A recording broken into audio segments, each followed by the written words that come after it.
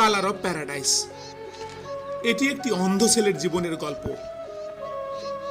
এতটা করুণ এবং মর্মান্তিক গল্প আপনাকে হয়তো বিমর্ষ করে দেবে। সিনেমায় মুহাম্মদ চরিত্রে অসাধারণ অভিনয় করেছেন মোহসেন রামেজানি, যে বাস্তব জীবনেও চোখে দেখতে পারে না। সিনেমাটি দেখতে বসে আপনার মনে হতে পারে এটি মনে হয় মোহসেনের জীবনেরই প্রামাণ্য চিত্র। এত সাবলীল আর বাস্তব অভিনয় খুব কম অভিনেতাই করতে পারেন। মাহারা মুহাম্মাদের প্রিয় মানুষ তার বাবা নয়, তার দাদি ও 2 বোন। স্কুলের ছুটিতে বাবা বাধ্য হয়েই তাকে শহরের স্কুল থেকে গ্রামে নিয়ে আসে, আর এই গ্রামই তার সবচেয়ে প্রিয় জায়গা।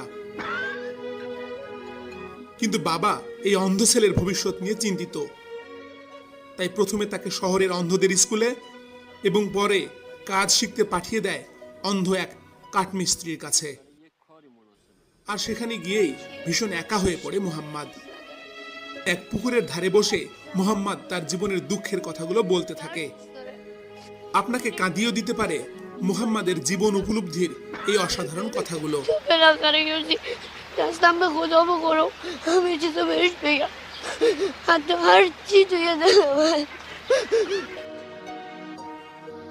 যতবার আপনি এই সিনেমা দেখবেন ততবার আপনার মন বেদনায় ভারাক্রান্ত হবে।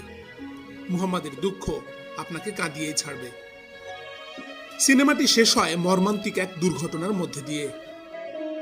মাজিদির এই সিনেমাটি মুক্তি পায় 1999 সালে।